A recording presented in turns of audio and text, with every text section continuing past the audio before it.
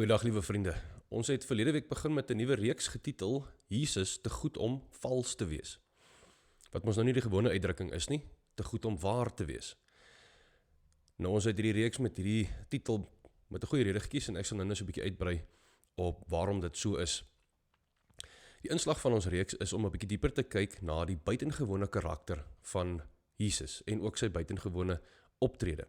En dit dan nou na afloop van ons vorige reeks oor heiligmaking, wat effektiewelik kan opgesom word deur Filippense 2 vers 5, waar Paulus vir ons sê, laat dan die gesindheid wat daar in Christus Jesus was, ook in julle wees. Om hierdie dieper kyk in Jesus se buitengewone karakter en optrede te fasiliteer, gebruik ons die boek van Tom Gilson, met dieselfde titel, Too Good to Be False. Gilson neem vir ons na die evangelies met 'n absolute vars perspektief, nie soseer na dit wat ons Jesus hoor sê en Jesus sien doen nie, maar eerder na dit wat ons Jesus nie hoor sê en nie sien doen nie. Hoekom so? Bob Seidensticker, 'n prominente ateïstiese blogger, maak die volgende stelling. Hy sê, strip away any supernatural claims from the story of Alexander the Great, and you still got cities throughout Asia named Alexandria and coins with Alexander's likeness. Strip away any supernatural claims from the Caesar Augustus story, and you're still left with the Caesar Augustus from history. But strip away the supernatural claims from the Jesus story, and you're left with a fairly ordinary rabbi. The Jesus story is nothing but the supernatural elements. Vir mense wat skepties en sinies oor die Bybel is Jesus niks anders as 'n doodgewone godsdienstige figuur wat omtrent enige geloofsgemeenskap mee voor 'n dag kon kom nie. 'n regte eerste eeuse rondreisende Joodse rabbi genaamd Yeshua ben Josef, Jesus die seun van Josef. Hy het gepreek, hy het volgelinge rondom hom bymekaar gemaak en hy het jonk dood gegaan deur die hand van die Romeinse owerhede. En dit was dit. Behalwe dat sy volgelinge toe allerlei toevoegings tot sy verhaal gemaak het, soos sy maagdelike geboorte, sy opstanding en die magdom wonderwerke wat hy gedurende sy kort bediening verrig het. Presies die tipe plotpunte wat gewoonlik opduik in hierdie fantastiese legendes. Gilson sê egter die volgende.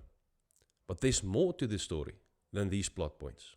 There's also Jesus' character, which is unique in ways that skeptics have completely missed.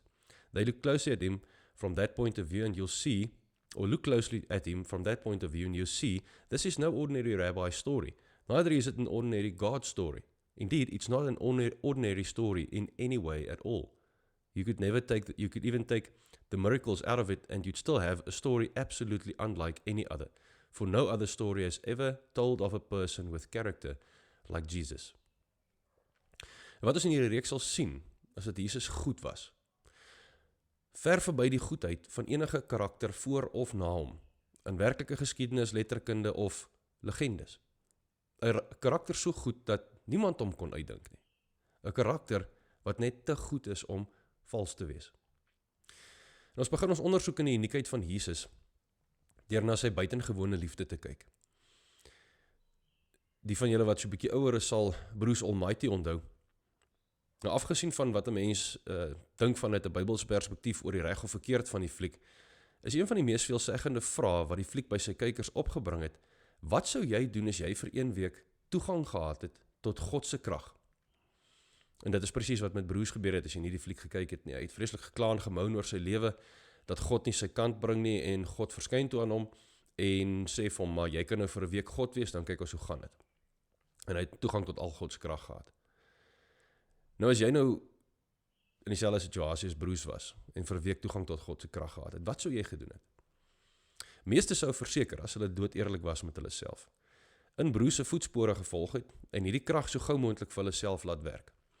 Hulle finansiële posisie eksponensieel verbeter, dalk die lotte op een of ander manier manipuleer of in die toekoms inkyk en die regte nommers neerskryf, hulle self kosmeties perfek maak, plooie wegvat, knocknies wegvat, tande wit en reguit maak, permanente sixpack, hulle populariteit die hoogtes laat inskiet, miskien daai supermodel smoor verlief op hulle maak, hulle grootste vyand 'n klomp onaangename dinge laat oorkom, sonder dat enigiemand weet van waar af dit kom.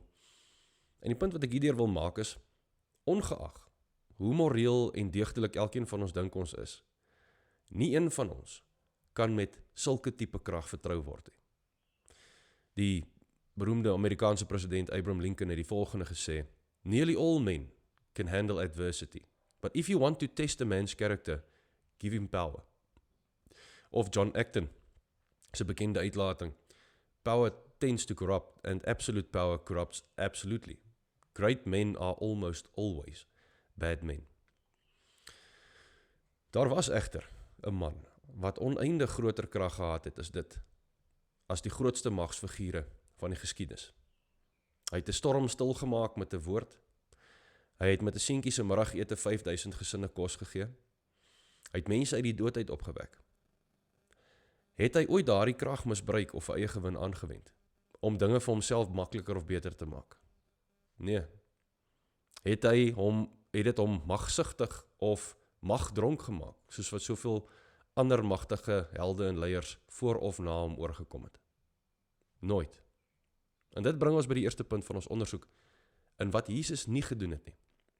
Hy het nooit dat sy buitengewone kragte hom beheer nie, en hy het dit nooit vir eie gewin aangewend nie. Net so 'n stukkie uit Markus 10, vers 42 tot vers 45 om dit te bevestig. Wat voor hierdie stukkie gebeur is, Johannes en Jakobus roep Jesus eenkant, en hulle vra vir hom: "Here, as u in die heerlikheid ingaan, kan ons aan u linker en aan die regterkant sit?" En sy disippels word verontwaardig wanneer hulle dit hoor, en dan sê Jesus vir hulle almal die volgende: "Julle weet dat hulle wat as heersers oor die nasies beskou word, oor julle baas speel, en dat hulle maghebbers oor hulle gesag uitoefen. So is dit egter nie by julle nie. Maar wie belangriker onder julle wil wees, moet julle dienaar wees. En wie eerste onder julle wil wees, moet almal se slaaf wees.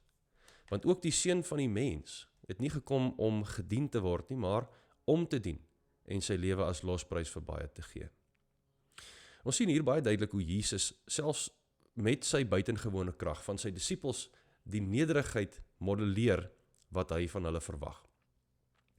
Nou hierdie seun van die mens uitdrukking, waarmee Jesus homself vele kere in die evangelies na verwys, was 'n Ou-testamentiese titel, wat veral in die boek Daniël aan 'n figuur toegeskryf word, wat duidelik op dieselfde vlak as God was. Daniël 7 vers 13 tot 14 sê Daniël: "Ek het in die nagtelike visioene gesien. Kyk, met die wolke van die hemel was iemand aan die kom, wat soos 'n mensekind was." Direk vertaal uit die Hebreëus uit, is dit seun van die mens.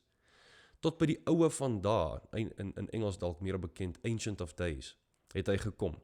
Voor hom is hy gebring. Aan hom is heerskappy, eer en koningskap gegee. Alle volke, nasies en taalgroepe dien hom. Sy heerskappy is 'n ewige heerskappy wat nie verby sal gaan nie, en sy koningskap is so dat dit nie vernietig sal word nie. Nou die Jode het verstaan dat hierdie figuur, die seun van die mens, 'n tweede Jahwe figuur was. Nou, omdat hulle net in een God geglo het, en hulle sien dat hierdie Jahwe figuur, hierdie seun van die mens, gelyk in mag en heerskappy as die oue van dae is die enigste gevolgtrekking dat dit ook God self moes gewees het. Want niemand anders as God self was waardig om deur die nasies gedien te word nie. En daarom dat toe Jesus voor die hoëpriester na homself met hierdie titel verwys, die hoëpriester hom van godslastering beskuldig, dat hy homself met God gelykstel. En dit kry ons in Markus 14 vers 61 tot 64. Die hoëpriester vra hom toe weer: "Is jy die Christus, die seun van die lofwaardige?" Jesus antwoord: "Ek is. En julle sal die seun van die mens sien sit aan die regterhand van die magtige en sien kom met die wolke van die hemel." Die hoëpriester skeer toe sy klere en sê: "Waarom het ons nog getuies nodig? Julle het die godslastering gehoor." So Jesus was werklik as seun van die mens, gelyk met die oue van dae, God self. En dan modelleer hy vir sy disippels hierdie absolute nederigheid wat hy van hulle verwag. En dit dui net weer eens vir ons op Filippense 2, vers 5 tot 7. "Laat dan die gesindheid wat daar in Christus Jesus was, ook in julle wees. Hoewel hy in die gestalte van God was, seun van die mens, het hy gelykheid aan God nie beskou as iets waaraan hy moes vasklem nie, maar hy het homself daarvan leeg gemaak, deur die gestalte van 'n slaaf aan te neem en aan mense gelyk te word." Absolute mag en absolute gesag. Maar dit het nie Jesus se karakter gedefinieer of gekorrupteer nie. Die beginsel, character tends to crumble when it obtains too much power, kan baie duidelik deur die geskiedenis gesien word. Veral ook in letterkunde. Watter groot, bekende, beroemde stories ken jy, waar 'n geweldige magtige karakter absoluut selfopofferend leef. Dit is nie so moeilik om so 'n storie uit te dink nie, maar is net geweldig moeilik om so 'n storie interessant te maak. Tom Gilson illustreer hierdie punt in sy boek. Alvin got a new superpower when he turned 25. He was so powerful he could do whatever he wanted. He got up every morning and used his power only to help others. It never even occurred to him to use them to do anything for himself. Everyone loved him. The end. Dan sê, that's not exactly what you'd call a memorable character. Daarom dat die groot skrywers en selfs filmmakers hulle magtige karakters een of ander karakterfout gee, of 'n konflikterende moraliteit gee. Shakespeare het Hamlet gehad. Tolkien het vir Saruman. DC Comics het vir Superman. Marvel Comics het vir Iron Man gehad. Want dit is geweldig moeilik om 'n interessante storie te vertel van 'n perfek goed, geweldig magtige karakter. Maar op een of ander manier het die storie van die sondelose, almagtige Jesus, wat aan God gelyk was, die mees kenmerkende verhaal en karakter in die hele menslike geskiedenis opgelewer. Dietrich Bonhoeffer het hom die man verander genoem. Alhoewel Jesus net soos een van ons moeg geraak het en uitgeput geraak het, het hy nie opgehou gee van homself nie. Omdat, soos elke keer baie duidelik gemaak word in die evangelies, hy soveel omgegee het vir ander, so besorg was oor ander, so ander gerig was. Hy het geleer terwille van die opbou van ander. Hy het gereis terwille van die bereiking van ander. Matteus 9 vers 35 tot 38 sê, Jesus het al die stede en dorpies rondgegaan en hulle sinagoges geleer, die evangelie van die koninkryk verkondig en elke siekte en elke kwaal genees. Toe hy die skare sien, het hy hulle innig jammer gekry, omdat hulle verward en verstrooi was, so skape sonder 'n herder. Toe sê sy disippels, die oes is groot, maar die arbeiders min. Daarom bid dat die Here van die oes sy arbeiders uitstuur om sy oes in te samel. Maar hierdie begin nie eers die dieptes van Jesus se liefde vir ons illustreer nie.